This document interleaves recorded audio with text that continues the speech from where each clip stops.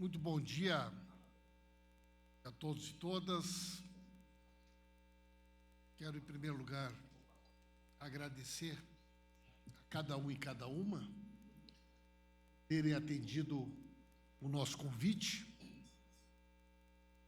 Desde o início do nosso governo, o presidente Lula tem feito um esforço muito grande para conseguir estabelecer uma comunicação com a sociedade brasileira que possa respeitar essa enorme pluralidade, essa enorme diversidade, um país complexo, num país diverso como é o Brasil. Hoje em dia, não é mais possível a gente imaginar um governo, uma política de comunicação institucional, governamental, que não olhe para todas as mudanças tecnológicas, todas as mudanças dos diferentes meios e formas de comunicar. Todos vocês que estão aqui cumprem um papel muito importante, cumpriram especialmente nesse último período, de ocupar o espaço de comunicação em defesa da democracia, em defesa do Estado democrático de direito, de denúncias importantes contra violações de direitos em momentos decisivos e estratégicos que nós vivemos. E nesse momento em que nós estamos iniciando um governo, que é um governo que tem um conjunto de compromissos, de princípios muito firmes, nós queremos, com esse encontro, sinalizar o respeito e a disposição de diálogo com todos os senhores, as senhoras, com todos vocês representados aqui, com seus portais, com seus blogs, com seus sites, com as suas páginas, e que cumprem um papel fundamental e insubstituível na democracia. Então, eu quero agradecer muito a presença de cada um e cada uma. Nós estamos completando 30 dias. Amanhã é um dia muito especial, o dia que marca 30 dias do golpe que teve uma resposta muito forte por parte das instituições, por parte da sociedade, o fortalecimento da democracia. E nós queremos também, nessa data, aproveitarmos aqui para agradecer a grande mobilização, a grande resposta da sociedade brasileira de denúncia do golpe, de defesa da democracia e da afirmação do Estado democrático de direito. Então, sejam todos muito bem-vindos, sejam todos muito bem-vindas, e eu vou de imediato aqui passar a palavra para o presidente, para que ele possa aqui fazer a sua exposição inicial. Tá bom, gente? Então, muito obrigado. E vamos lá, presidente, que está bonito esse nosso café. Agradecer aqui ao Crispiniano, nosso secretário da imprensa. Está bonito, está diverso. Muita gente gostaria de estar aqui, né? Infelizmente, não deu para convidar todo mundo, mas vamos ter outras oportunidades. Mas tenho certeza de que esse timaço que está aqui representa uma parcela muito importante, muito significativa da sociedade brasileira. A palavra está com o senhor, presidente. Eu não sei se você estava ouvindo o Pimenta bem, porque eu estava com dificuldade de ouvir aqui, viu, Pimenta? Não sei se é porque você falou longe do microfone. Vocês ouviram bem? Bem, companheiros e companheiras, companheiro Pimenta, companheiro Hélio Dolly, que agora faz parte do nosso complexo de comunicação aqui da SECOM, companheiro Crispiniano.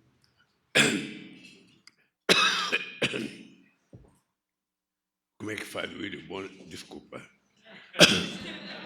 Bem, eu queria dizer para vocês que nesses 38 dias de governo, nós estamos prontos para começar a fazer com que a máquina do Estado brasileiro volte a funcionar. Eu estou viajando na próxima quinta-feira para os Estados Unidos. Na volta, eu vou ter uma reunião com todos os ministros para que a gente tenha noção de como cada ministro já preparou a máquina do seu ministério para começar a colocar em prática aquilo que nós nos propusemos a fazer. É importante vocês lembrarem que, embora a gente tenha tomado posse dia 1º de janeiro, a nossa chave de começar a funcionar só foi ligada no dia 24.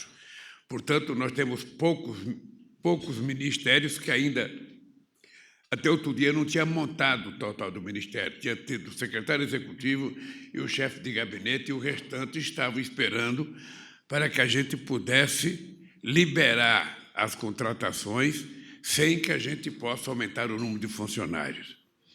Eu, particularmente, estou com muito otimismo.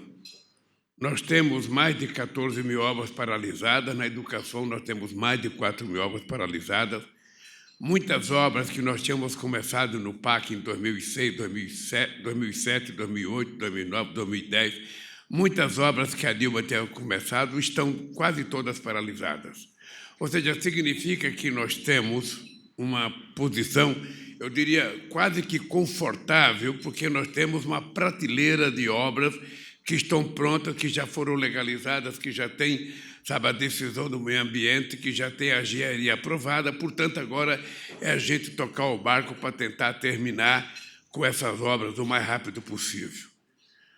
Foi muito importante para nós o Congresso Nacional ter aprovado aquela PEC, que muita gente tratou a PEC como se fosse uma PEC do Lula ou uma PEC do nosso governo. Na verdade, a PEC era do governo Bolsonaro, porque era para cumprir aquilo que deveria estar no orçamento e não estava no orçamento. E, portanto, a PEC nos permite ter o mínimo de recurso para fazer o país começar a funcionar. Eu, dentro do governo, tenho demonstrado um otimismo muito grande. Eu acredito que a economia brasileira vai crescer mais do que as projeções que estão sendo feitas, porque nós precisamos agora começar a financiar os setores que nós queremos privilegiar no funcionamento.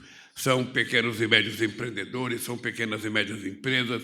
Isso vai valer para o governo como um todo, vai valer para o BNDES, vai valer para a Caixa Econômica, vai valer para o Banco do Brasil, vai valer para o BNB, vai valer para o BAS, ou seja, todas as possibilidades que nós tivermos de fazer funcionamento e de fazermos financiamento para a pequena e média empresa, para microempreendedores, para a cooperativa, nós vamos fazer, porque eu acho que é assim que a gente vai dar o primeiro salto na nossa roda gigante para começar a gerar o emprego que nós precisamos.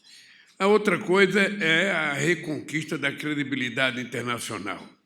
Vocês sabem que, durante a campanha, eu cansei de falar que tinha 3 palavras mágicas para você governar um país.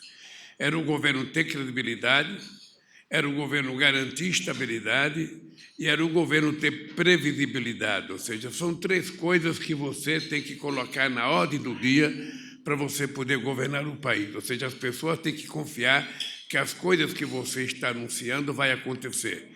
E, para isso, o governo tem que dar sinais. Se o governo não der o pontapé inicial e ele achar que, por si só, a iniciativa privada vai dar, isso não vai acontecer. Acho que o governo tem que mostrar que ele, governo, acredita no que ele está falando. E nós fizemos já uma série de contatos, sabe, tanto na América Latina, com a participação da CELAC, quanto com os telefonemas que eu tenho recebido de vários dirigentes de outros países, a vinda do Olaf Scholz, chanceler da Alemanha aqui, a minha ida aos Estados Unidos agora, e em março a minha ida à China. A gente vai concluir um conjunto de países que nós queremos convidar para ser parceiro nos investimentos novos que nós precisamos fazer no Brasil. Somente agora a gente conseguiu indicar a presidência do BNDES, somente agora a gente conseguiu indicar a presidência da Petrobras, que tomou posse, mas ainda está sozinho numa sala, porque o Conselho ainda não tomou posse, nem a diretoria. Vai levar um tempo ainda, possivelmente a gente tenha mais um mês pela frente, até que o Conselho delibere. E, no restante, nós vamos tocando o barco. Eu, depois que voltar dos Estados Unidos, eu quero voltar a viajar ao Brasil, para que a gente possa manter o contato com o povo e anunciar as coisas que têm que ser anunciadas.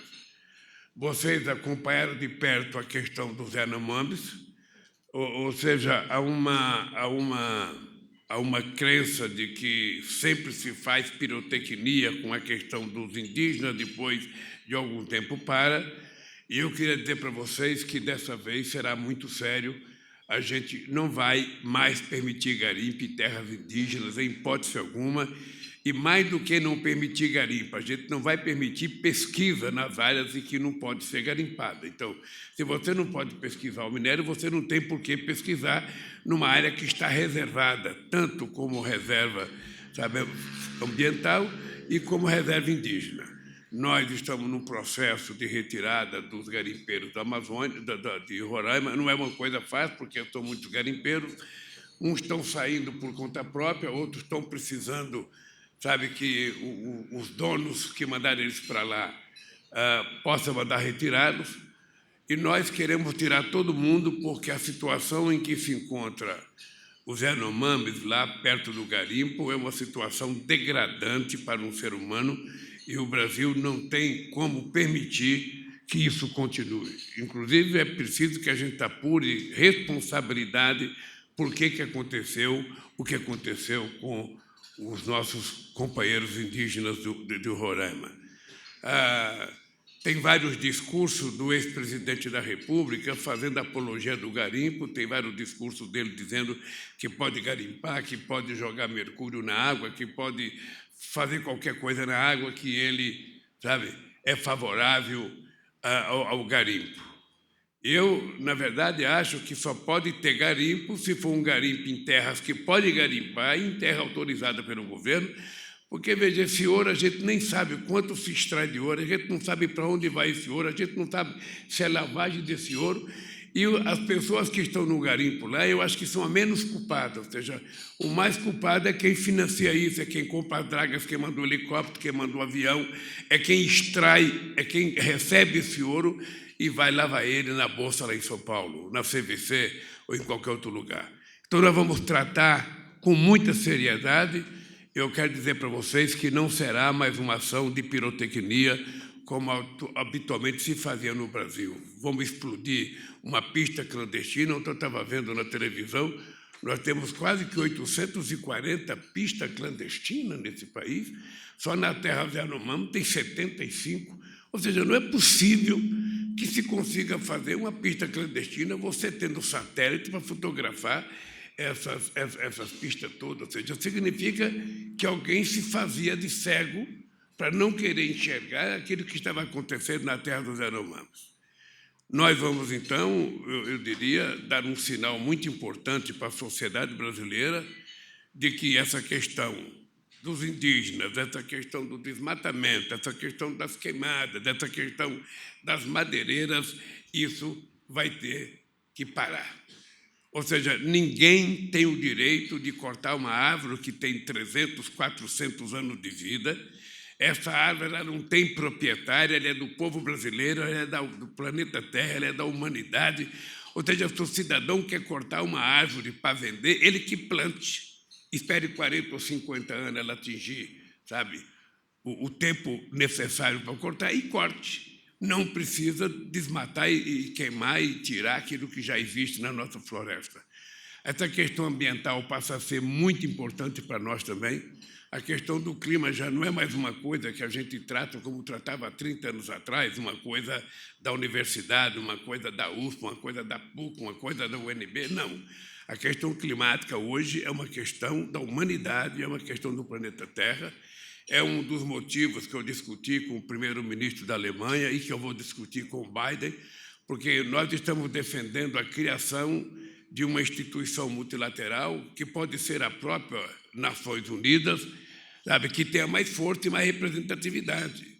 Eu tenho defendido que o Conselho de Segurança da ONU precisa ter mais países representando outros continentes, que precisa acabar com o veto que alguns países têm direito, e quando a gente decidir uma questão envolvendo a questão do clima, tem que todo mundo cumprir. Você não pode votar para o Estado Nacional para tentar aprovar no Congresso, porque muitas vezes você não consegue. Eu sempre lembro que os Estados Unidos não assinou até hoje o protocolo de Kyoto. Eu lembro que as decisões que aconteceram em Paris até hoje não foram cumpridas pela maioria dos países. Então, é preciso ter um organismo multilateral com mais força, com mais representatividade, para que a gente possa tomar essas decisões e elas serem cumpridas. Desde que nós fomos a Copenhague, em 2009, que nós assumimos alguns compromissos, e esses compromissos foram cumpridos, e a gente vai voltar a cumprir os nossos compromissos com a questão do clima.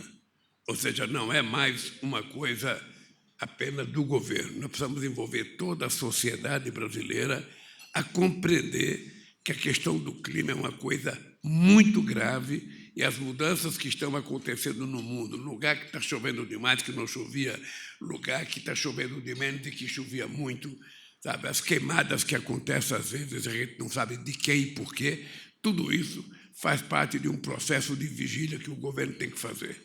Nós vamos reestruturar tudo que existe do ponto de vista de controle da nossa floresta, das nossas reservas das terras indígenas. E aí eu quero dizer para vocês uma coisa que é importante envolver os prefeitos.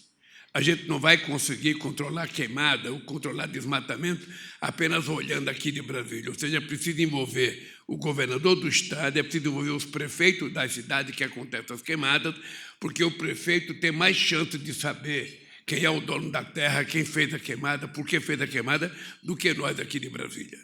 Então, nós vamos tentar criar uma nova dinâmica para que a gente possa ter os resultados que a sociedade brasileira espera que a gente tenha. Dito isso, eu quero me colocar à disposição de vocês para que vocês façam a pergunta que vocês quiserem, da forma que vocês quiserem, do tamanho que vocês quiserem. Nós temos um horário aqui de 1h30, porque eu tenho uma atividade na Caixa Econômica Federal às 11 horas, 11h30. Então, eu me coloco à disposição de vocês. O Crispirani vai coordenar, eu só posso responder, sabe, algumas perguntas, porque não dá para responder todas. A gente... Tarcísio, tudo bem? A gente tinha avisado antes que não seria possível abrir perguntas para todos. É mais uma atividade para entrar em contato e saber que o Palácio, depois de anos, está aberto a falar com comunicação bem mais ampla do que a mídia tradicional.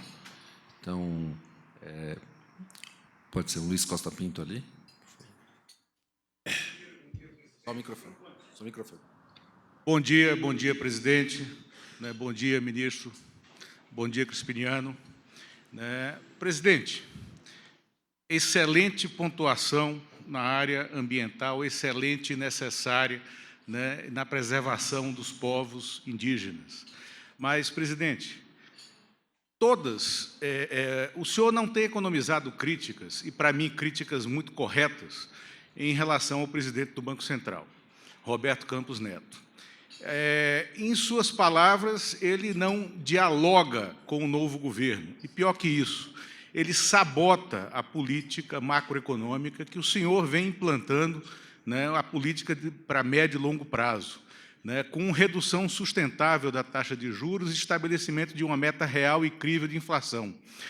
Na próxima semana, o Conselho Monetário Nacional, presidente, integrado pelos ministros da Fazenda e do Planejamento e pelo presidente do BC, vai se reunir pela primeira vez. E pela Lei Complementar 179, que deu autonomia ao Banco Central, o Conselho Monetário pode pedir a exoneração de Campos Neto por incompetência e por sabotagem. O governo tem 2 votos contra 1. A exoneração dele precisa de 41 votos no Senado para ser aprovada. É um processo mais simples que o impeachment de presidente da República. O governo pode seguir esse caminho caso Campos Neto persevere com essa ausência de diálogo com o atual governo, persevere nessa reiterada intransigência em relação à manutenção da taxa de juros. E, por fim, a gente está falando de Banco Central, mas o Banco do Nordeste ainda tem um presidente do governo anterior, um presidente do Banco do Nordeste que foi indicado por Paulo Guedes e pelo ex-presidente Bolsonaro. Haverá mudança no Banco do Nordeste também? Bem, haverá. Haverá mudança em todos os bancos. Só para você saber, eu te disse que nós começamos a funcionar devidamente dia 24 de fevereiro. nós vamos mudar toda a direção de todos os bancos, porque nós já indicamos a Luiz Mercadante para o BNDES, a Maria Rita para a Caixa Econômica Federal, indicamos a companheira do Banco do Brasil, vamos indicar do BASA e do Banco do Nordeste. E eu tenho dito que o Banco do Nordeste vai voltar a emprestar dinheiro para o Estado ou para uma cidade que tem a capacidade de endividamento.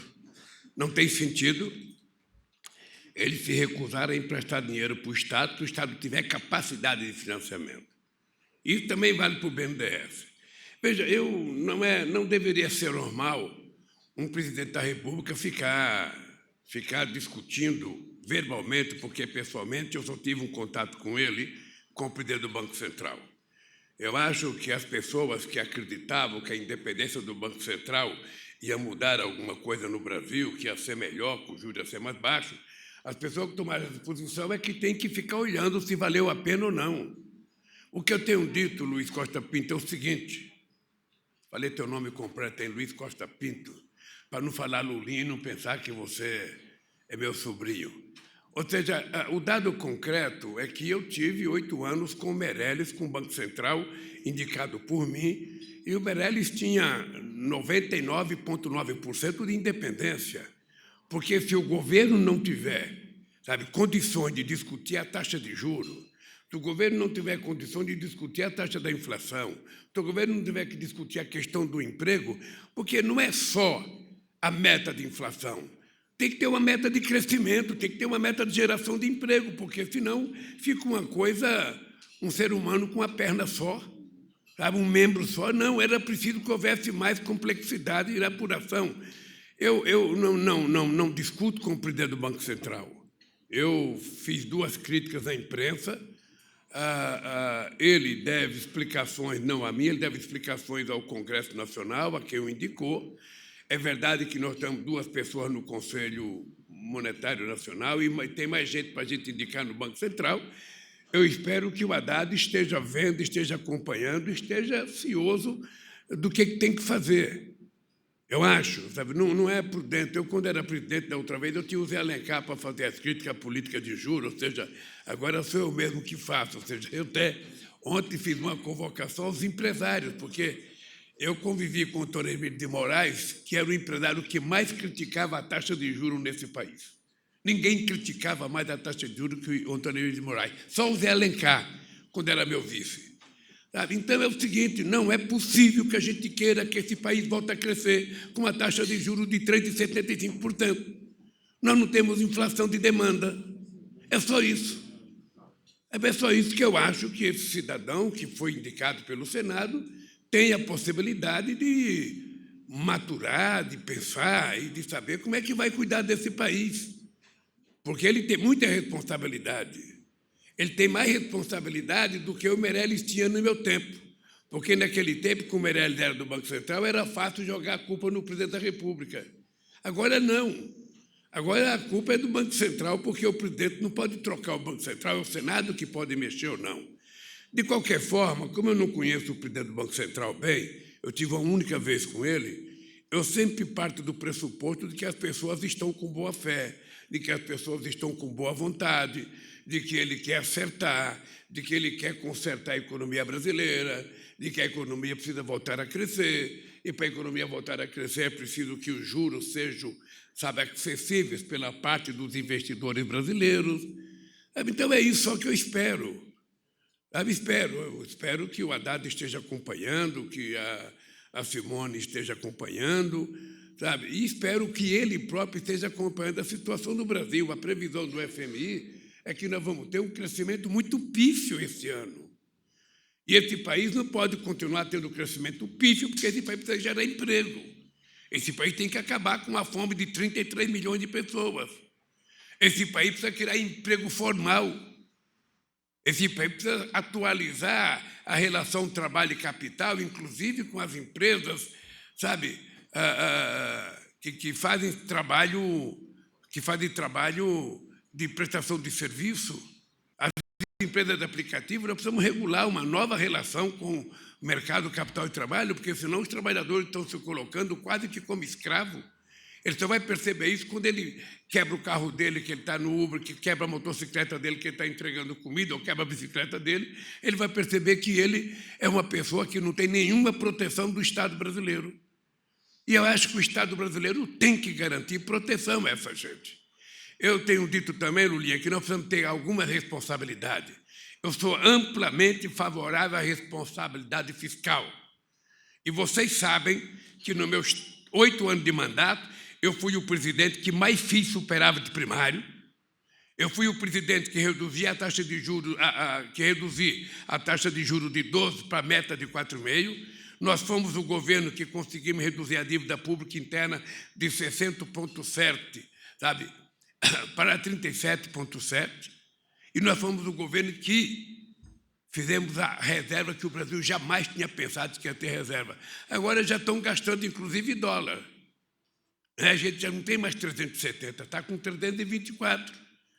E eu acho que a reserva é um colchão de sustentabilidade para esse país. Então, da mesma forma que eu acho que a gente tem credibilidade, estabilidade e previsibilidade, a gente tem que ter responsabilidade fiscal, responsabilidade política, responsabilidade econômica e responsabilidade social.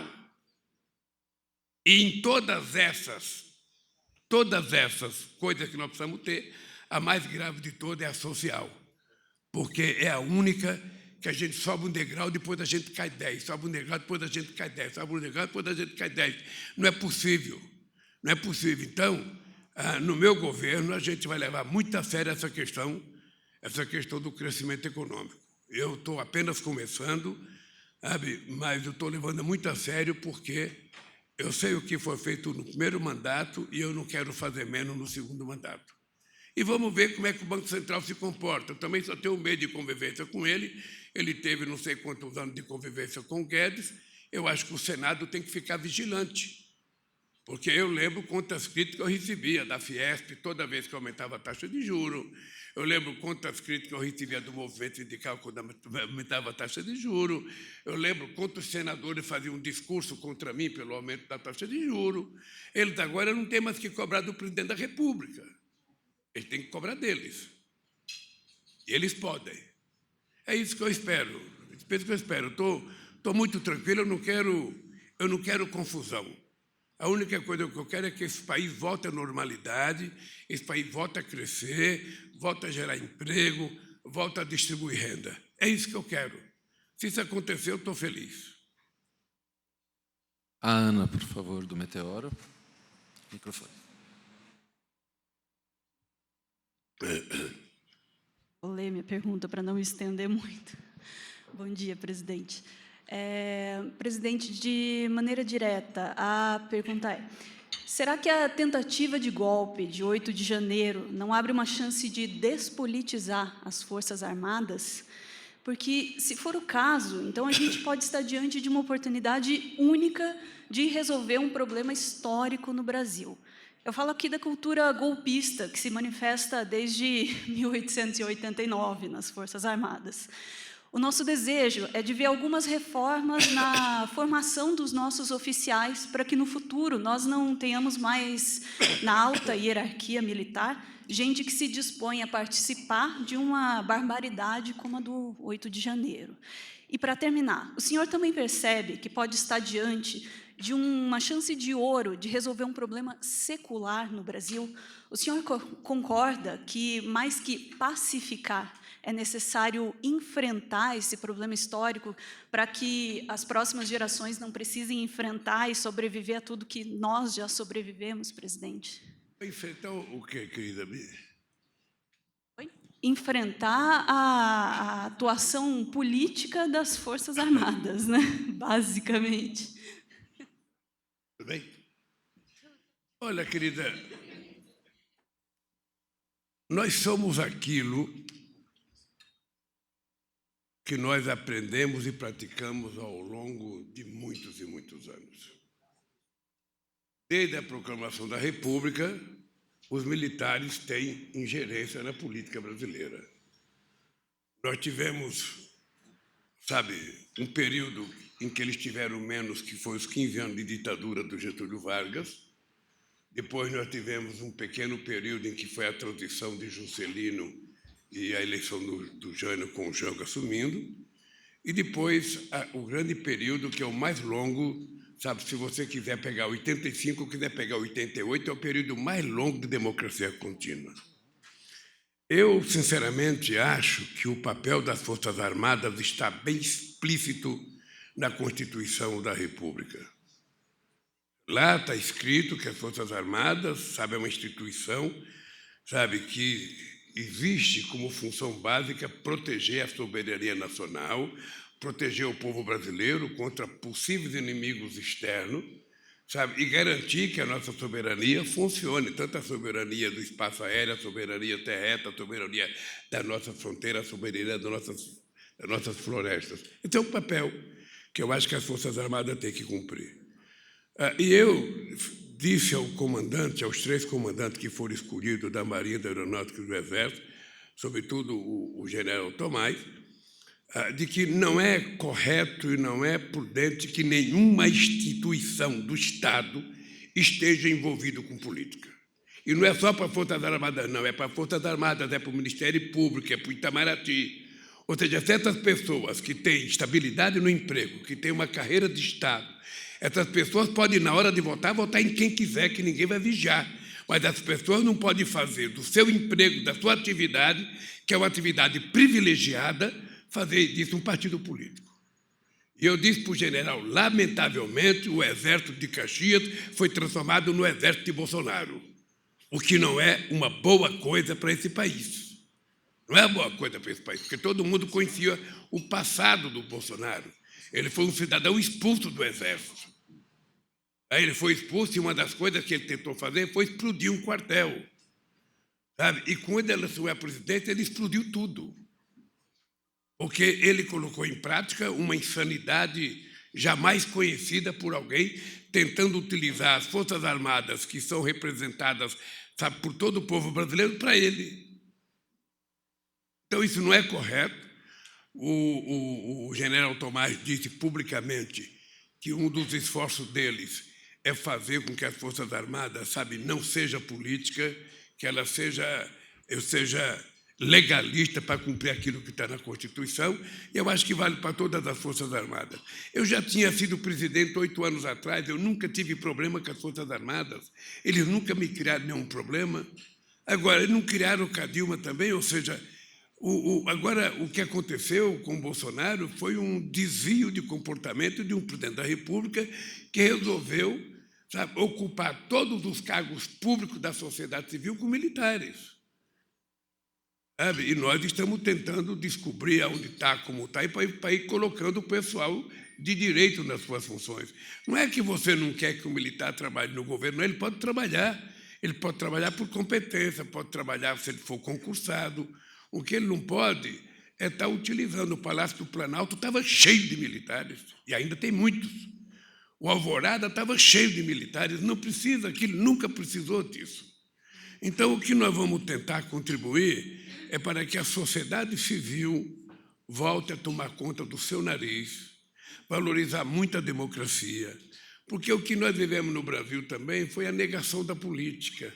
Ou seja, foram anos destruindo a política não presta, todo político é ladrão, não sei das quantas, tudo. Agora mesmo todo mundo fala porque esse Congresso não presta, porque esse Congresso... Ô, gente, a gente precisa só levar em conta que o Congresso de hoje é o estado de humor e a qualidade da informação que o povo tinha no dia da eleição. Isso é resultado. Então, a gente não pode ficar lamentando, nós temos que tentar consertar daqui 4 anos outra vez. Sabe? A quantidade de dinheiro que foi utilizada na campanha eleitoral, a quantidade de isenções, de exonerações, de distribuição de dinheiro, é uma coisa que jamais existiu nesse país. Jamais existiu nesse país. Você distribuir dinheiro para motorista de táxi, para motorista de caminhão, você fazer empréstimo para pessoas que você sabe que já não pode pagar, uma pessoa recebendo R$600 de Auxílio Brasil, pegando um empréstimo na Caixa Econômica para pagar 3,45% de juros de um dinheiro que não dava nem para ele comer. Ou seja, é total irresponsabilidade da utilização da máquina em benefício de um candidato. Sabe? Então, eu acho que as Forças Armadas também, como todos nós, aprendemos uma lição. Sabe? Se cada um ficar no seu lugar, se cada um cumprir com a sua função, tal qual está na Constituição, esse país volta à normalidade. É isso que eu espero contribuir nesse meu mandato para que o Brasil volte à normalidade. O Judiciário julga, o Legislativo legisla, o Executivo executa. Se cada um fizer isso, vai dar tudo certo. Se cada um quiser se meter na coisa dos outros, sabe, as coisas não vão dar certo. E outra tarefa que é importante dizer para você é que uma das coisas que eu tenho que me esforçar muito é para tentar amenizar ou diminuir essa questão do ódio que está estabelecido na sociedade brasileira. E para minha tristeza, também está estabelecido em vários outros países do mundo. A extrema-direita, que nasceu aqui no Brasil, ela está na Espanha, ela está na Itália, ela está nos Estados Unidos, ela está na Hungria, ela está na França, ela está em todos os lugares, com um discurso que é muito engraçado, é um discurso mundial, é pátria amada, a política de costumes e a questão religiosa. É assim na Grécia, é assim na Espanha. Ou seja, então, nós precisamos construir uma narrativa para que a sociedade compreenda a necessidade, sabe, de que nós precisamos voltar a conviver democraticamente, mesmo quando nós temos divergência política. E eu acho que isso também é um papel que eu tenho que fazer um esforço muito grande para tentar, ao terminar o meu mandato, ver os parentes comendo churrasco. Você não imagina a quantidade de gente que chega no Natal e fala para mim: presidente, eu não posso ir na casa da minha família porque eu estou brigado com meu pai, eu estou brigado com a minha mãe, eu estou brigado com a minha irmã, eu estou brigado com o meu irmão. Isso não tem lógica, não tem sentido. Então, isso é resultado, sabe, da negação da política, e aí resultou o Bolsonaro como presidente da República. E eu acho que nós precisamos ter responsabilidade, que a culpa não é individualmente de ninguém. A culpa somos todos nós. Então, se todos nós temos culpa, todos nós temos que ajudar a resolver esse problema que é muito sério. Matheus Alves, da Alma Preta, aqui à esquerda. Bom dia, presidente. Bom dia a todos na mesa. É uma honra estar com o senhor aqui. No início do café, antes de sentar, o senhor mencionou a importância que os veículos de comunicação não tradicionais, as mídias independentes, tiveram nesse processo de fortalecimento da democracia nos últimos anos, assim, visto que na última gestão a gente teve um problema de ataques sistemáticos, quase cotidianos, a jornalistas no Brasil inteiro, com morte de colegas de trabalho. E aí, neste momento de reconstrução do Brasil, de processo de fortalecimento da democracia, a gente quer também contrapartida por parte do Estado brasileiro. E aí é uma pergunta direcionada tanto ao senhor quanto ao ministro Paulo, se nesse processo de fortalecimento dos veículos de comunicação não comerciais, né, que sejam das mídias que estão presentes aqui, se haverão políticas de fomento para esses veículos, como o Alma Preta, o Voz das Comunidades, a Mídia Ninja, a TVT, que são veículos importantes que fazem um trabalho fundamental hoje no país.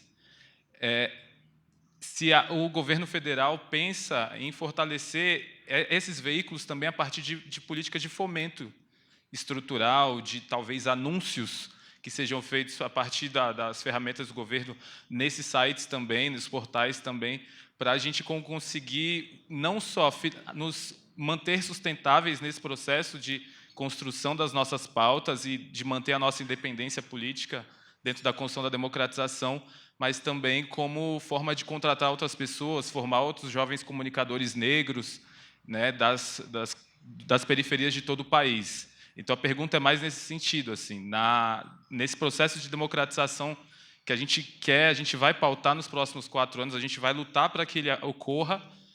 Se o governo está pensando em contrapartidas, está pensando em políticas de fomento, e é isso. Obrigado, agradeço.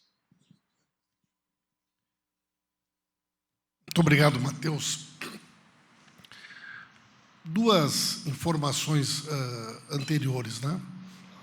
Quando, no dia do golpe, nós tivemos 12 profissionais da imprensa que foram agredidos ou tiveram seus equipamentos danificados ou quebrados aqui em Brasília, mais uma série de outros profissionais que foram agredidos durante aquela semana e vários outros casos durante todo o Brasil.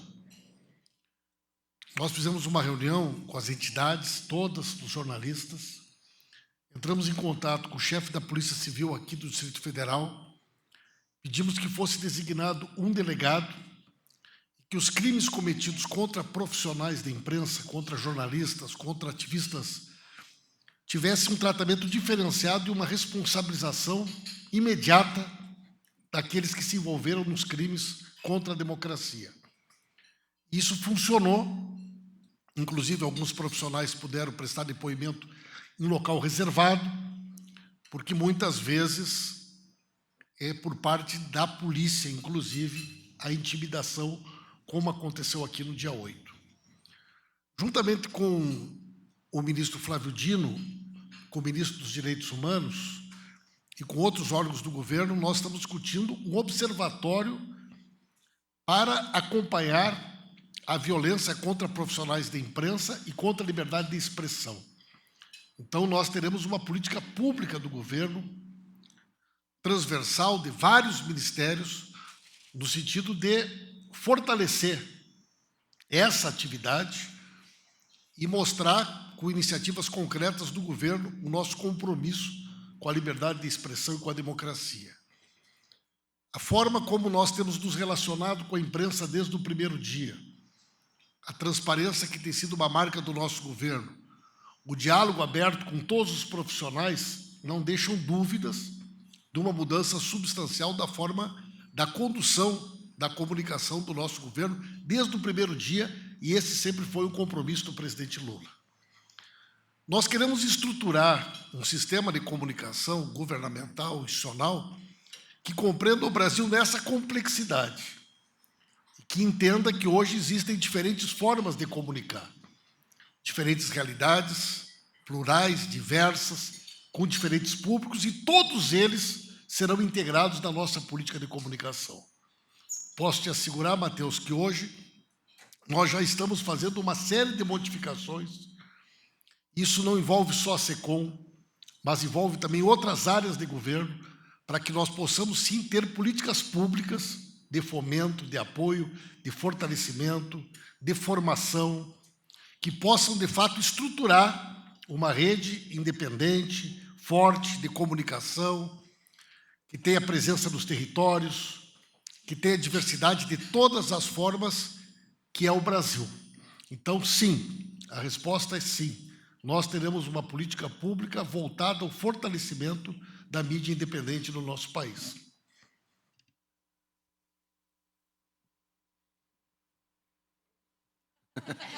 O Haroldo Ceravolo ali no fundo. Obrigado. Bom dia a todos.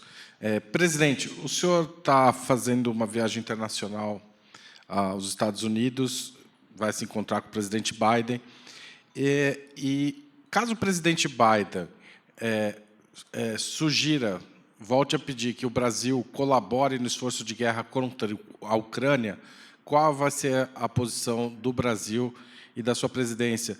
E, além disso, presidente, queria perguntar se o senhor vai defender que os Estados Unidos abandonem as políticas de bloqueio contra Cuba e Venezuela nessa viagem. Obrigado.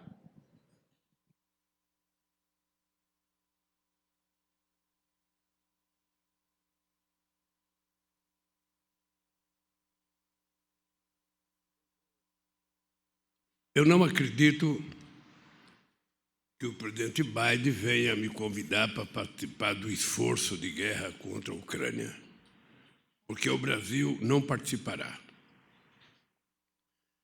Na última viagem do chanceler alemão, ele queria que nós vendêssemos para a Alemanha uma munição que o Brasil tem para utilizar num canhão chamado, acho que Leopardo. E quando ele me disse que essas munições seriam entregues à Ucrânia, eu disse para ele que o Brasil não iria vender as munições, porque se um russo for morto com uma munição saída do Brasil, o Brasil estará participando da guerra. E eu não quero que o Brasil participe da guerra, porque nós precisamos ter alguém querendo construir a paz nesse mundo. Eu, inclusive, sugeri por telefone ao presidente Macron, sugeri ao primeiro chanceler Olaf Scholz, na Alemanha, de que nós precisaríamos criar uma espécie de um grupo de 20 para discutir a questão da paz, como criamos o G20 para discutir a crise econômica de 2008. Ou seja, nós hoje não temos ninguém discutindo paz. Ninguém. Os Estados Unidos não discutem a paz e a Europa toda está envolvida na guerra, direto ou indiretamente. Então, quem pode negociar a paz? Os países que não estão envolvidos na guerra. Eu sugeri que a gente poderia convidar um grupo de pessoas que tivesse a China, que tivesse a Índia, que tivesse o Brasil, que tivesse a Indonésia, que poderia estar o México, um grupo de dirigentes políticos que pudesse viajar à Rússia, falar com o Putin, falar com o Zelensky, ou seja, mas pessoas que não estão envolvidas em guerra. Sabe? Somente assim é capaz da gente encontrar paz. E por isso que, se o Biden falar comigo, eu vou dizer para ele o que eu estou dizendo para você. O Brasil não participará de ataques a ninguém. O Brasil é um país que não tem contencioso e nós não precisamos de contencioso.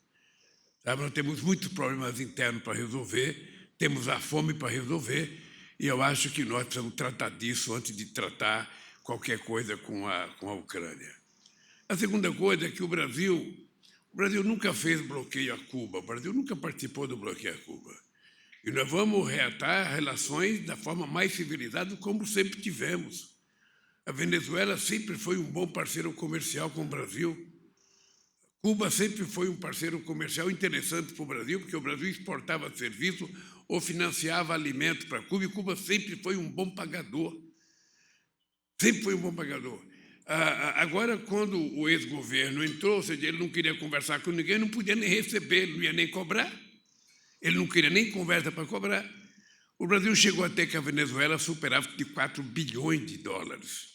Não é pouca coisa. Então, o Brasil vai reatar suas relações com a Venezuela com a maior tranquilidade. Com Cuba, nós vamos manter as nossas relações como sempre tivemos as relações com Cuba e com qualquer outro país. Nós não queremos e não precisamos de contencioso com quem quer que seja. O que nós queremos é que cada país cuide, sabe, dos seus problemas internos e que a autodeterminação do povo desse país é que resolva o problema. Não cabe ao Brasil ficar tendo ingerência. Por isso, logo, logo teremos o embaixador da Venezuela aqui, logo, logo teremos o embaixador do Brasil na Venezuela, logo, logo nós teremos um embaixador em Cuba, logo, logo Cuba terá um embaixador aqui no Brasil e tudo voltará à normalidade.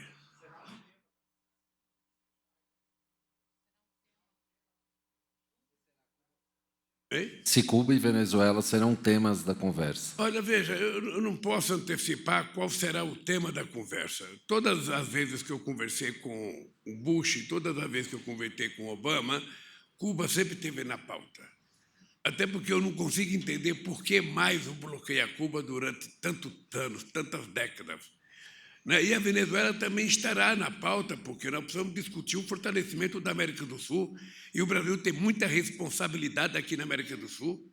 Nós temos 16 milhões e meio de quilômetros de fronteira seca com os países da América do Sul. O Brasil tem interesse que a América do Sul esteja em paz, que a América do Sul se desenvolva, que cresça economicamente. Mas, obviamente, que nós temos interesse em discutir a questão do clima, discutir a relação comercial entre Brasil e Estados Unidos, transferir a relação entre ciência e tecnologia entre Brasil e Estados Unidos, discutir a China. Ou seja, eu espero que seja uma pauta, sabe, mais ampla possível, sem abdicar dos nossos problemas, que é a nossa querida América do Sul, que é o nosso Mercosul, que é a nossa América Latina, o mundo com quem a gente vive e tem obrigações fronteiriças com esse mundo. Luciana Lima, por favor.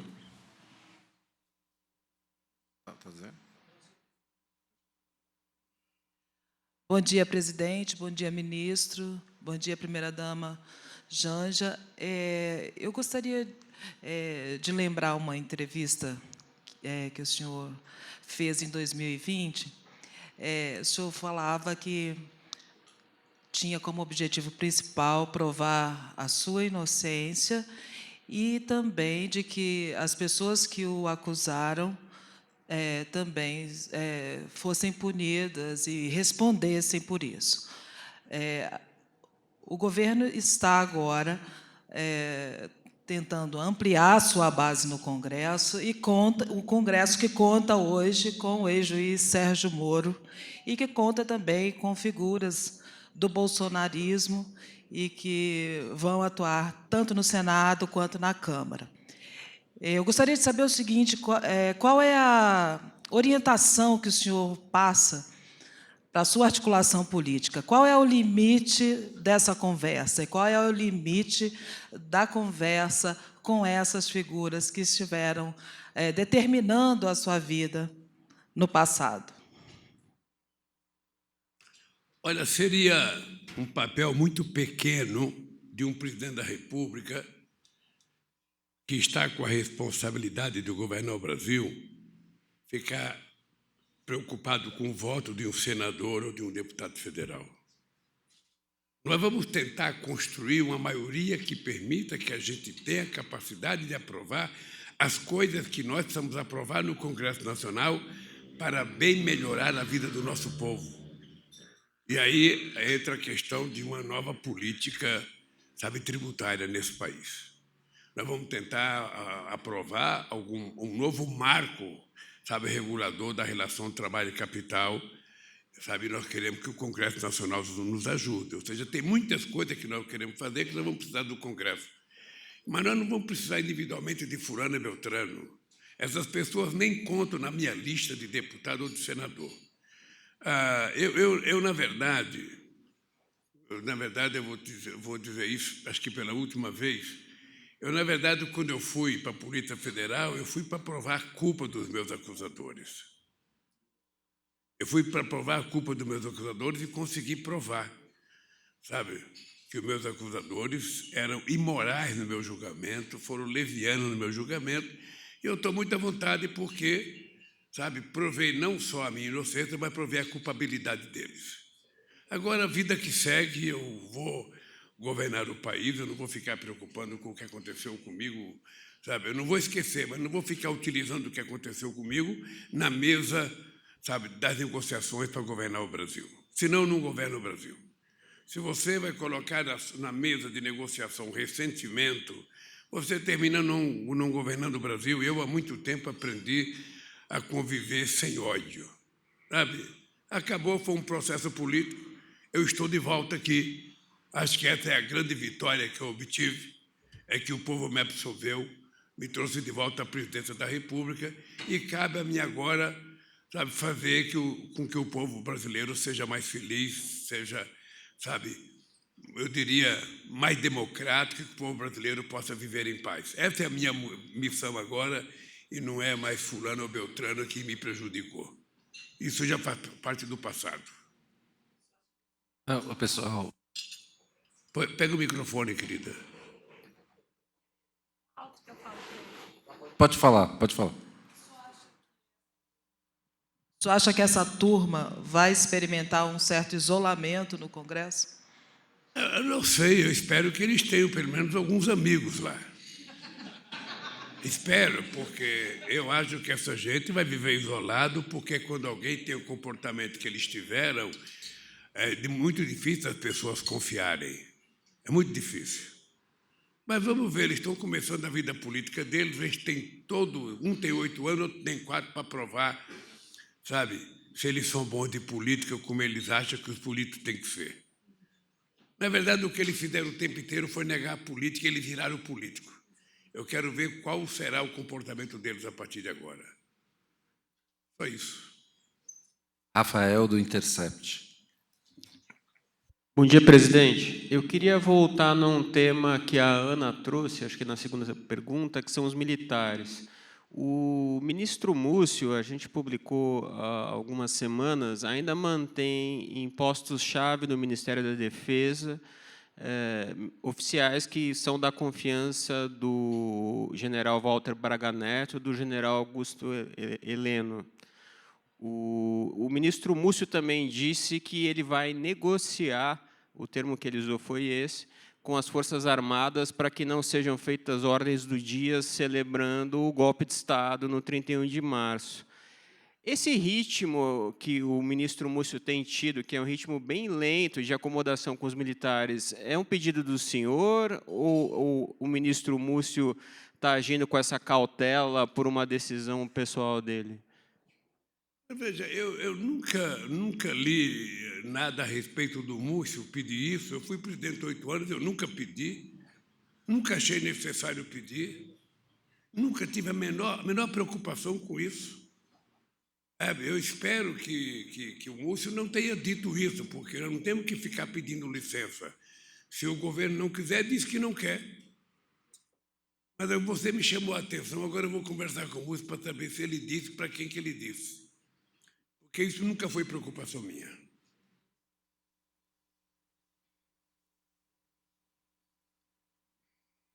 Calito, por favor.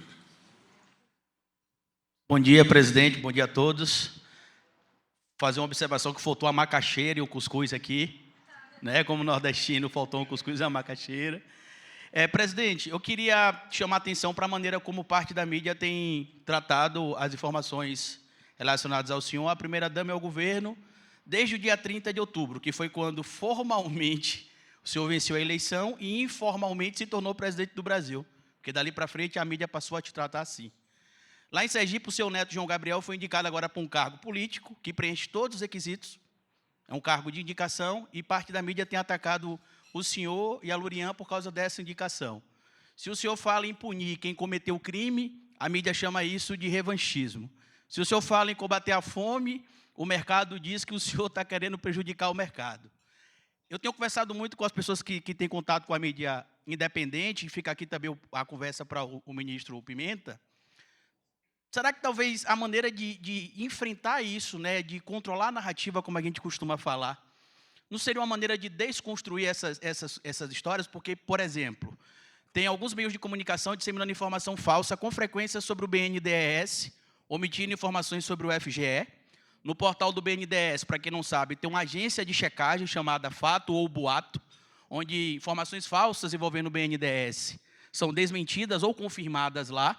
Se isso não seria, talvez, um exemplo para outras secretarias, outros ministérios, e como é que o senhor lidar, toda vez que o senhor fala, a gente tem de punir o crime com a aplicação da lei. Aí a mídia fala que isso é revanchismo. A gente tem de combater a fome e a pobreza, porque tem 33 milhões de pessoas passando fome. O mercado reage mal, mas não reage mal com o 8 de janeiro, por exemplo. Como é que o senhor enxerga isso e os planos que o senhor, junto com o ministro Pimenta, tem tido aí para poder controlar, de certo modo, essa narrativa, o governo ter o controle da informação como ela sai, para não ter essas distorções que a gente sabe que vai acontecer, mas que talvez tenham um impacto menor na sociedade? Pergunta. Apenas o seguinte, olha, é muito difícil você imaginar que um presidente da República pode controlar a vontade de falar das pessoas que querem fazer crítica ao governo. Eu não tenho nenhum problema, eu nunca tive ninguém do mercado elogiando as minhas políticas sociais. Eu, sinceramente, acho que quando eu falo de política, sabe, de responsabilidade social, responsabilidade fiscal, eu estou chamando a responsabilidade do mercado para que eles compreendam que esse país não pode continuar passando fome, que as pessoas não podem ficar sofrendo, dormindo nas ruas, nas grandes cidades brasileiras, que as pessoas não podem votar a pedir esmola, como a gente está vendo nos grandes centros urbanos desse país. Aqui em Brasília, a gente está cansado de ver pessoas com papel na mão pedindo comida. Esse país não tem o direito de permitir que isso aconteça. E, portanto, o mercado precisa ter sensibilidade, não é só para ganhar dinheiro, é para permitir que os outros possam ganhar alguma coisa. Então, eu não sei se o mercado, às vezes, fica esperando que a gente se faça confiar.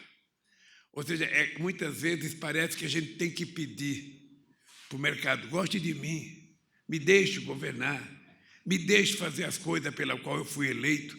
E eu acho que a gente não tem que pedir, a gente tem que fazer. E nós temos que construir uma narrativa contrária àquela do mercado. Eu poderia te dar um exemplo da privatização da Eletrobras. Você viu o que aconteceu com a privatização da Eletrobras. Os diretores aumentaram o salário de 60 mil para 360 mil. E você sabe quanto ganha um conselheiro na Eletrobras? 200 mil por mês para ir numa reunião por mês. Ou seja, isso é privatizar para quê? E aqui no Brasil nós estamos vendendo empresa pública para empresa pública espanhola, para empresa pública chinesa, para empresa pública de outro país. Numa total irresponsabilidade. Então, o que eu quero é o seguinte: eu não abro mão daquilo que eu acredito, não abro mão daquilo que me elegeu, não abro mão. Eu fui eleito para tentar melhorar a vida desse povo trabalhador. Eu fui eleito para tentar criar mais emprego. Eu fui eleito para tentar acabar com a fome nesse país. Eu fui eleito para melhorar o ensino fundamental, para fazer escola de tempo integral. É para isso que eu fui eleito. E eu não quero que ninguém diga que isso seja gasto, isso é investimento. Isso é investimento. Gasta quando você vende os gasodutos por 36 bilhões e depois você fica pagando 3 bilhões de aluguel por ano dos gasodutos que era teu. Isso é gasto. Gasto é quando você privatiza uma empresa como a Eletrobras e pega o dinheiro para fazer o quê? Para pagar juros da dívida? Isso é gasto. Agora, quando você investe na comida para o povo, na saúde do povo, na educação do povo, isso não é gasto, chama-se investimento. É esse tipo de investimento que eu quero fazer para ver se o povo pode viver mais decentemente nesse país. Sabe, eu sinceramente, não acredito e também não faço questão que eles me entendam, que eles queiram, porque, sabe, se uma pessoa passa embaixo de um viaduto, vê um monte de crianças dormindo junto com um cachorro, com a sua família, e a pessoa não tem sensibilidade por isso, sabe, se a pessoa vai no centro de São Paulo e vê aquele mundaréu de gente passando fome, dormindo na rua, sabe, e não tem sensibilidade, se a pessoa vê as pessoas morando outra vez em Palafita, no Nordeste, sabe, se a pessoa não tem sensibilidade por isso, lamentavelmente, sabe, a gente vai ter que voltar a fazer cisterna outra vez, a gente vai ter que fazer o PA outra vez, a gente vai ter que fazer o PNAE outra vez, a gente vai ter que fazer o REUNE outra vez, a gente vai ter que colocar dinheiro no FIES outra vez. Nós vamos ter que fazer tudo o que nós tínhamos feito, que eles desmontaram, e que fez eles ganhar muito dinheiro. Muito dinheiro. Às vezes, eu fico até chateado com o presidente da República de fazer esse discurso, porque o mercado ficou nervoso. O mercado ficou nervoso quando o Lehman quebrou a Americana, que deu um desfalque de 40 bilhões. Eu não vi. Agora, quando você fala em aumentar R$2 o salário mínimo, o mercado fica nervoso. Então, nós precisamos construir as nossas narrativas para que a gente não abra mão daquilo que foi a razão pela qual a gente foi eleito. Sabe? Eu acho que o mercado precisaria perceber que é muito bom para o mercado quando o povo estiver vivendo dignamente, trabalhando e vivendo às custas do seu suor. É muito bom para o mercado. Já foi bom de 2003 a 2010. Já foi bom no primeiro mandato da companheira Dilma Rousseff. Então, as pessoas são gananciosas, querem só para eles, querem só para eles, querem só para eles. Eu nunca vi essa gente falar em política social. Eu nunca vi essa gente falar em acabar com a fome. Eu nunca vi essa gente preocupada com a educação do povo brasileiro. Nunca vi. Ou seja, isso é preocupação do governo. Quando houve a pandemia, sabe, quem é que resolveu cuidar da pandemia? O Estado. O SUS, que era maltratado todo dia, virou herói nacional. Porque na hora que precisou, foi o SUS que fez aquilo que eles não tinham coragem de fazer e nem quiseram fazer. Então, quando tem uma crise econômica como a de 2008, quem é que resolve o problema aqui nos Estados Unidos? É o Estado. Se o Estado não tivesse colocado o BNDES para ajudar o setor produtivo, a gente tinha afundado naquela crise. Então, olha, se o mercado não tem a mesma sensibilidade que eu, paciência. Eu não estou nem pedindo para eles mudarem e concordar comigo. Agora, não peça para mim concordar com eles também. Porque o meu objetivo é fazer com que o povo brasileiro volte a trabalhar, volte a comer, volte a estudar, volte a sorrir, volte a ser feliz. Esse é o meu objetivo. E vou fazê-lo, independentemente da crítica, do mau humor de algumas pessoas. Sabe? É isso que eu vou fazer. Foi para isso que eu vim. E já passou um mês e 8 dias, já tenho menos de 4 anos, já tenho 46 meses de e um pouquinho. Então, eu estou angustiado porque eu quero ver as coisas acontecer logo. Ontem eu fui lançar um programa de saúde, sabe? Programa de imagem do Rio de Janeiro, para as pessoas mais pobres que nunca têm direito a fazer como chama? Ressonância magnética, um PET scan. Não sei se todo mundo aqui já ouviu falar PET scan, mas é coisa tão chique que pobre jamais vai ter acesso. Vai ter quando o governo do PT entra, que aí o SUS financia PET scan. O SUS está preocupado em cuidar dos dentes das crianças. Eu fui ver ontem no Rio de Janeiro um centro de tratamento, sabe, odontológico no Brasil Sorridente, que os filhos de pobre vão colocar, poder fazer aquela ortodontia, ficar com o dente bonito, com aqueles metais na boca, que só filho de rico tem. Filho de pobre nem pode rir porque não tem aquilo. Ontem eu fui ver, por exemplo, um programa que a gente vai fazer de cuidar das pessoas, para que as pessoas tenham nos olhos, ou seja, nós vamos até junho, nós vamos superar uma fila de 8.000 pessoas de tratamento de olhos no Rio de Janeiro, com as coisas mais sofisticadas, sabe, financiada por quem? Pelo SUS. É isso que nós vamos fazer. Então, se preparem, porque vocês vão ter que escrever muito sobre essas coisas e a gente vai ter que continuar fazendo independentemente disso. Sabe, eu vou contar só uma frase para você saber o que é nosso mundo. Quando nós criamos o Bolsa Família, logo no começo, em 2003, teve vários artigos dizendo que o Lula deveria estar pensando em fazer estrada, ao invés de ficar dando dinheiro para pobre. O Lula deveria estar pensando em fazer ponte. Era assim que pensavam. Até reconhecerem que o Bolsa Família era o programa de transferência de renda mais importante do mundo, copiado por muitos países. E ele agora vai voltar mais aperfeiçoado ainda, porque vai ter uma assistência de R$150 para cada criança até 6 anos de idade. Obviamente que tem gente que gostaria, sabe, que não tivesse isso, que esse dinheiro tivesse para ser emprestado para alguém ou para pagar a taxa de juros. Obviamente que as pessoas gostavam. Mas no meu governo não vai ser assim. No meu governo a gente vai pagar a taxa de juros porque nós somos responsáveis, mas nós vamos cuidar do povo pobre. É por isso que eu acho que o juro não pode ser alto, tem que baixar. É isso. Eliane, do Tutameia. Eleonora. Eleonora, desculpa. Tudo bem. Bom dia, presidente, bom dia a todos. O senhor tem afirmado que, apesar da vitória em outubro, é preciso derrotar o bolsonarismo. O senhor venceu defendendo o aumento real do salário mínimo, o senhor repete isso com muita razão, e a correção da tabela do imposto de renda, isso ainda não aconteceu. O senhor falou agora em angústia. Essa demora em implementar as políticas que o senhor tem anunciado não prejudica o seu capital político, especialmente entre os mais pobres e a classe média, onde o bolsonarismo tem força? Não é necessário um projeto mais amplo e ambicioso para enfrentar as bases sociais do fascismo? Por exemplo, anunciar uma reforma agrária, anunciar um projeto por inteiro. O governo não está perdendo um tempo precioso para neutralizar o fascismo. No início, o senhor falou de tocar o barco.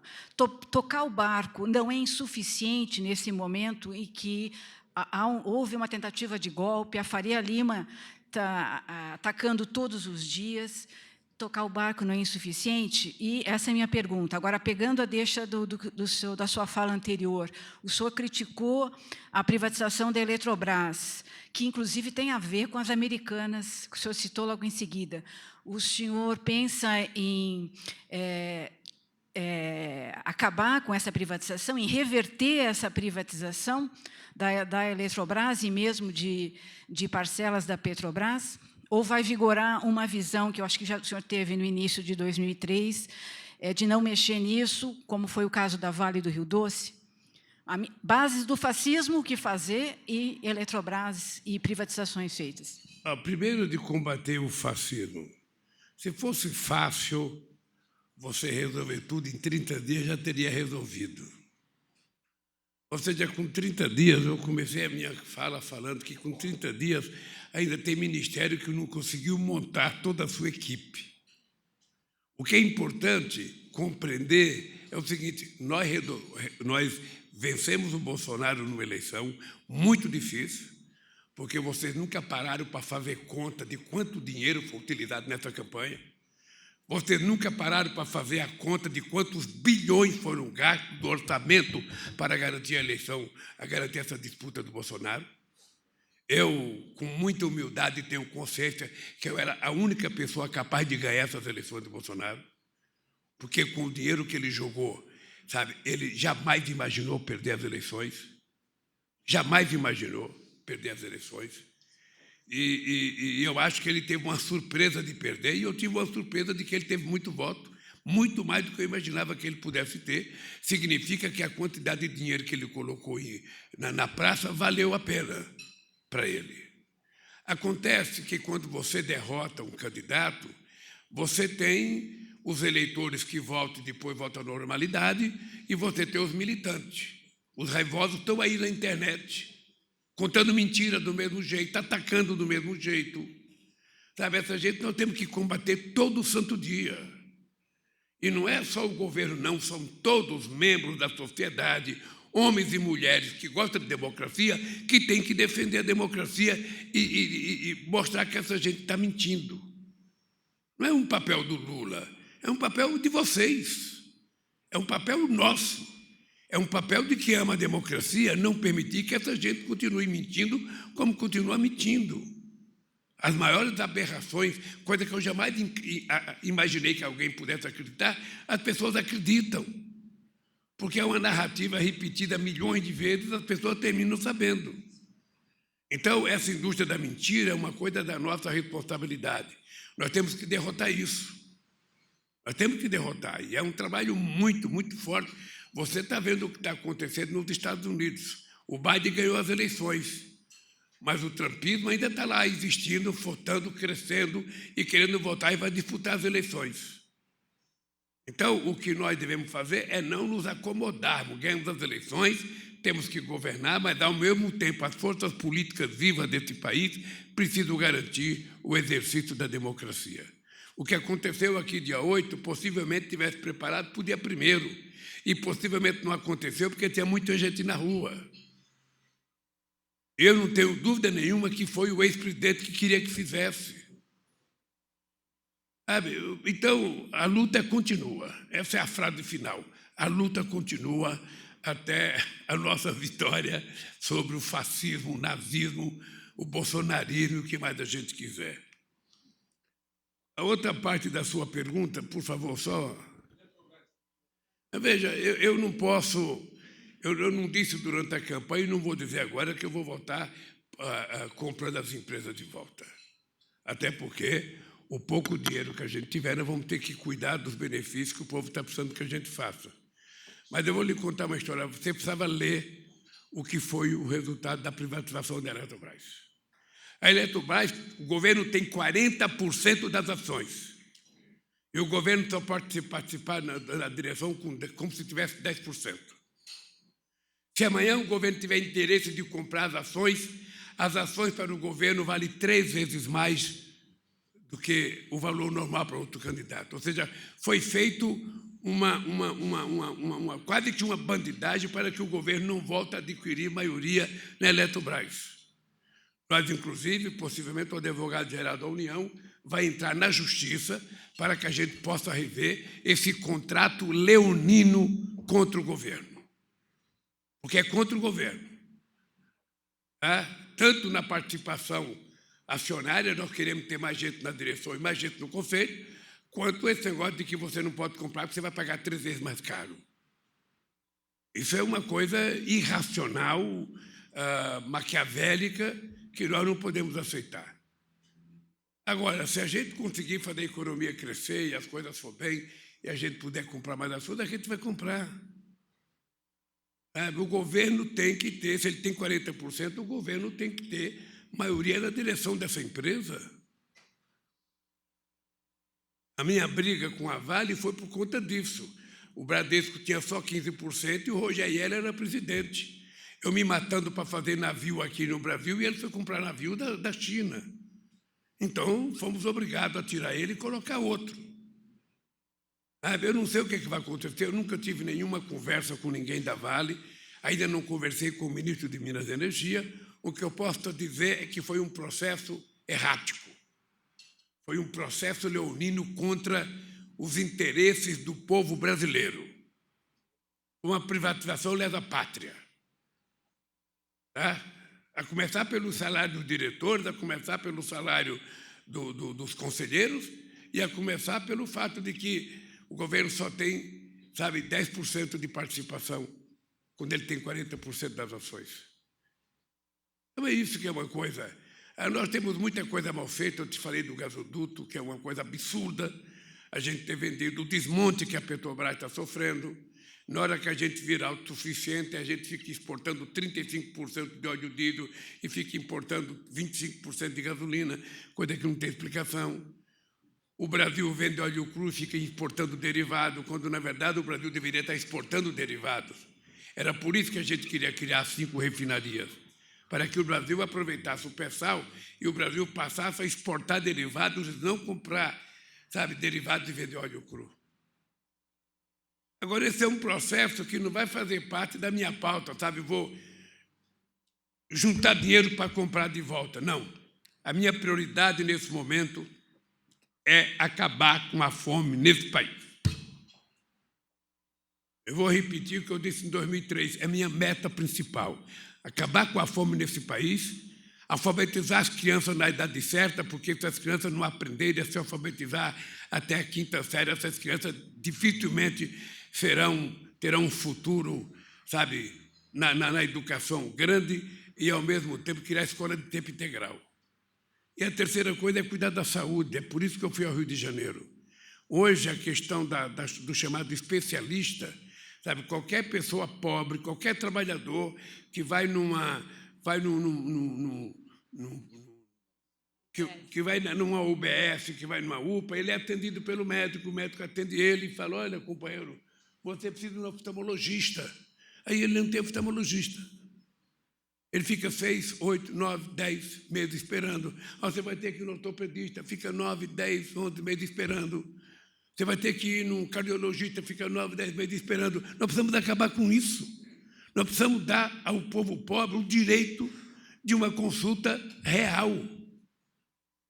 E é por isso que eu fiquei feliz indo ao Rio de Janeiro ontem inaugurar essa questão da imagem, a questão da odontologia e a questão da oftalmologia. É apenas o início de um processo que vai levar tempo. Vocês estão lembrados, acabaram com os mais médicos. Acabaram com os mais médicos. Eu quero saber qual é o médico que tem coragem de trabalhar na Los Yanomamis, ficar uma semana, um mês lá seguido. Nós vamos ter que outra vez abrir uma licitação por mais médicos. Se tiver médico brasileiro, vai para lá, Que nós, obviamente, que temos que dar preferência para os nossos médicos para ir para lá, mas não tiver os nossos médicos, a gente vai procurar médico em outro lugar para levar onde as pessoas precisam de médico. O que não pode é, nesse país, as pessoas estarem morrendo por falta de assistência médica.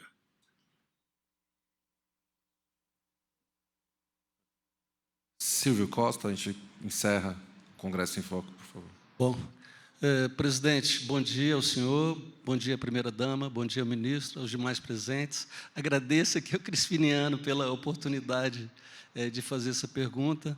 E eu espero, nessa pergunta, presidente, trazer 2 temas aqui que me parece que ficaram bastante claros aqui nessa discussão de hoje, que são questões que nos preocupam a todos, Acho que jornalistas, as autoridades e a sociedade, que são a questão da violência política e a questão das fake news, que, no meu modo de entender, estão entrelaçadas em tudo que a gente discutiu aqui a respeito dessa ação tão violenta e tão perniciosa da extrema-direita brasileira.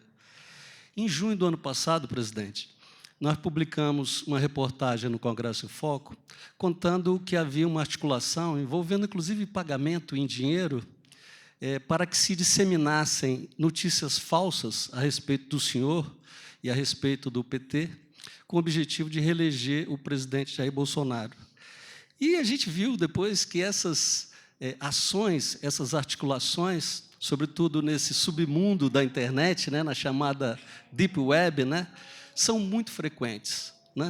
E o resultado principal da reportagem é que a gente passou a ser muito perseguido. né? Os jornalistas que assinaram a reportagem foram ameaçados de morte, depois toda a nossa equipe, toda a equipe, eu próprio cheguei a passar por uma situação de ter a casa invadida por policiais, então, assim, mostrando um pouco do clima, né? E eu não sou exatamente um petista, né? O Congresso Foco tem uma ação muito mais do campo democrático, né? A gente dá um prêmio que parlamentares de direita recebem, de esquerda recebem, quer dizer, a gente não é visto, imagino eu, exatamente como um veículo de esquerda. Mas o fato é que a gente tem dois problemas gravíssimos e que não afetam só o jornalista. O senhor citou ali os problemas da eleição do ano passado e talvez, presidente, o mais grave de todos tenha sido um que o senhor não citou, que era praticamente proibido alguém sair na rua com a camisa escrito Lula ou PT, porque estava sujeito a morrer, como a gente viu. Talvez tenha sido esse o aspecto mais crítico, né, e inaceitável do que se passou na campanha eleitoral do ano passado. Bom, o senhor agora, presidente, eu gostaria de saber exatamente isso. Como enfrentar a questão da violência política e a questão das fake news que alimentam essas pessoas aí fanáticas que acham que jornalista é sinônimo de comunista, que petista é sinônimo de ladrão e outras bobagens desse gênero. Por favor. Olha, eu tenho pelo menos 50 anos de vida política. Uma parte dela no movimento sindical, outra parte no PT e outra parte na governança desse país. Eu nunca tive conhecimento e nunca tinha participado de uma campanha com tanta virulência na coisa que você chama de rede social, que eu acho que de social não tem nada. Você tem uma rede digital em que a maioria da notícia trabalha para o mal. A maioria. Ou seja, a gente volta até aquele ditado que os nossos pais, nossos avós diziam: enquanto a mentira voa, a verdade engatinha. Esse é o dado concreto e objetivo. A gente, na campanha, tentou montar um trabalho de disputar, e, por mais que a gente fizesse, a gente não conseguia disputar com a máquina montada que nem sempre era dentro do Brasil. Eram milhões e milhões de mensagens todo santo dia, toda hora, que é praticamente humanamente impossível você competir. Eu queria te dizer isso para dizer o seguinte: olha,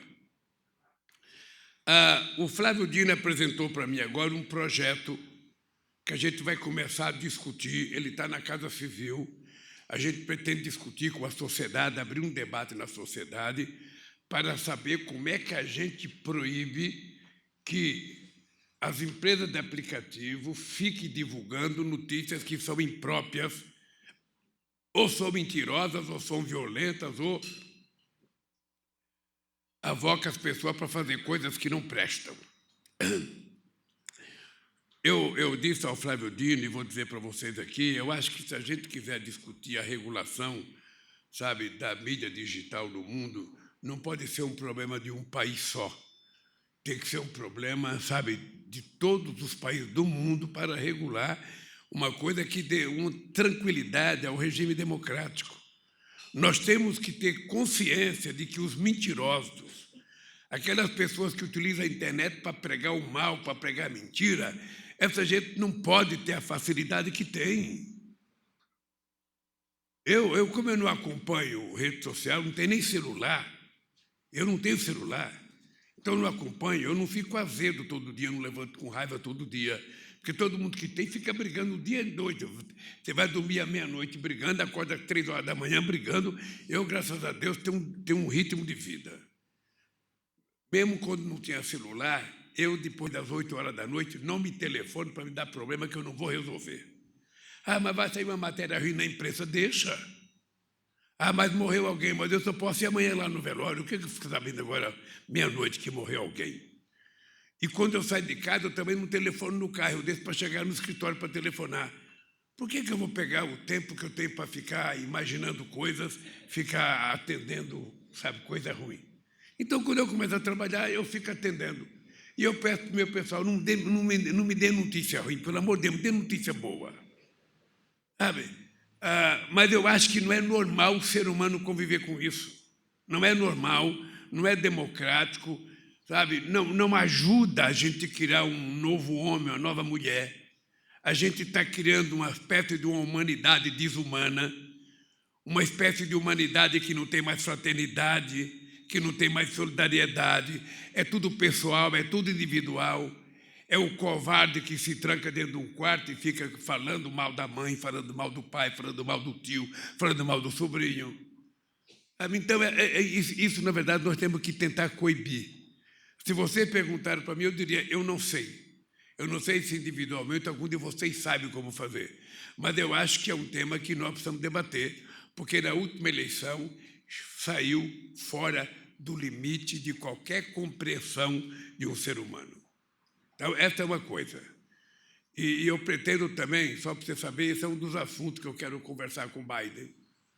É um dos assuntos que eu quero conversar no G20, que eu quero conversar nos BRICS.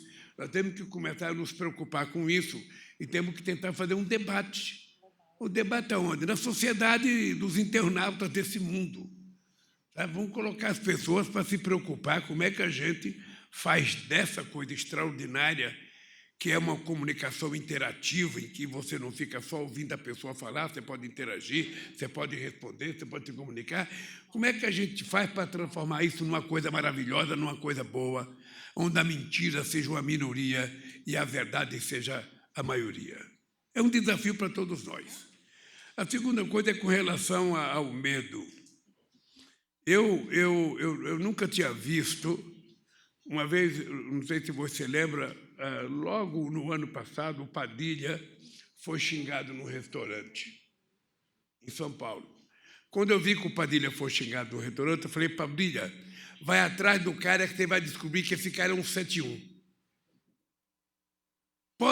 Vou dizer para qualquer, se vocês estiverem num lugar e alguém estiver sentado numa mesa ou alguém xingar vocês, pode ver que esse cara é um canalha.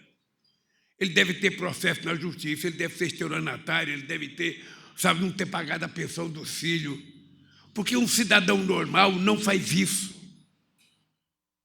O Flávio Dino foi esses dias visitar uma irmã dele no hotel, o cara ficou embravejando para chamar ele de ladrão. Vá atrás desse cara para ver o que ele é. Pode ter certeza que é um 71.